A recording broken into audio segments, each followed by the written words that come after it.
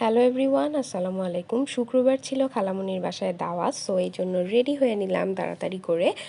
তো রেডি হয়ে বের হয়ে যাব। আর বাইরের ওয়েদারটা অনেক বেশি সুন্দর ছিল, আর আকাশটা তো কি বলবো, অনেক সুন্দর ছিল। তো এই তো খালামণিদের বাসার ওখানে প্রায় আমরা চলে এসেছি, বাট খালামণির বাসাটা খুঁজে পাচ্ছিলাম না, কজ খালামণিরা নিউ বাসায় শিফট করেছে। তো এই তো আমরা মিষ্টি টিষ্টি নিয়ে দাঁড়িয়েছিলাম, খালামণিকে কল দিচ্ছিলাম যে বাসাটা আসলে কোথায়, কজ আমরা নিউ বাসা শিফট করার পর ফার্স্ট টাইম গেলাম।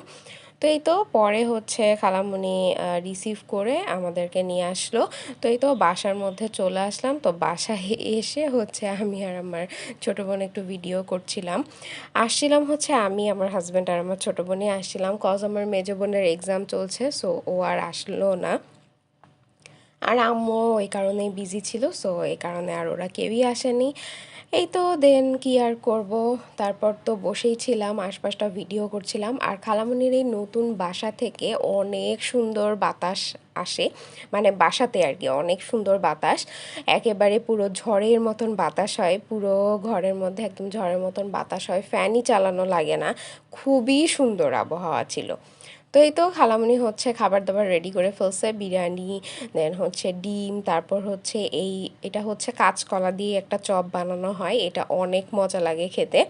সো এই ছিল আর কি খাবার দাবার।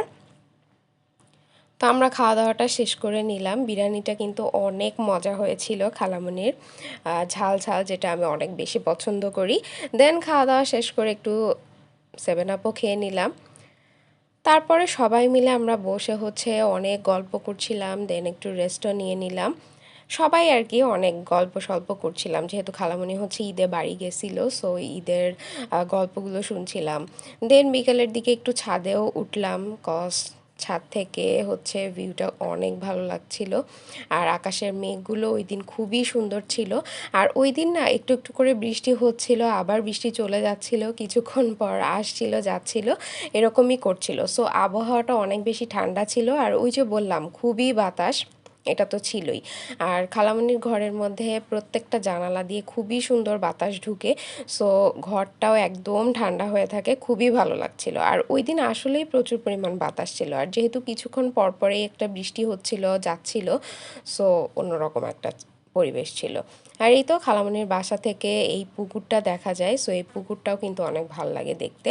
তো ছাদ থেকে নেমে এসে দেখি যে খালামণি চালের রুটি বানাচ্ছে আমাদের জন্যই। তো ওইটা আবার দেখতে দেখতে খালামণি বলল যে তোমরা একটু নিচে গিয়ে হাঁটাহাঁটি করে আসো, কসপুকুরের পাশ দিয়ে হাঁটতে অনেক ভালো লাগে। তো এই জন্য আমরা চলে গিয়েছিলাম। আর এই যে দেখেন, একদম ঝড়ের মতন বাতাস হচ্ছিল, কি যে সুন্দর একটা ঠান্ডা বাতাস ছিল, খুবই ভালো লাগছিল। তো এই তো আমরা অনেকক্ষণ পুকুরের আশপাশ দিয়ে হাঁটাহাঁটি করলাম, এদিক ওদিকটা একটু ঘোরাঘুরি করে দেখলাম, অনেক ভালো লাগছিল।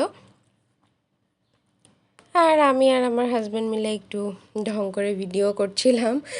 তো এই আর কি, তারপর সন্ধ্যা হয়ে যাচ্ছিল, তো হাঁটাহাঁটি করে আর কি বাসায় উঠে যাব।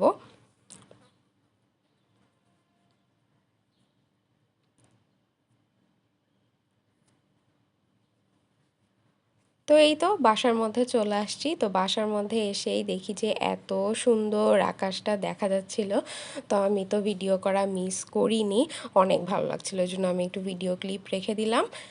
দেন খালামণি নাস্তা রেডি করে ফেললো, এগুলো সব গাছের কাঁঠাল, গাছের আম, আর খালামণি যে চালের রুটিটা বানালো সেটা, তো আমরা ওটাই নাস্তা করে নিলাম।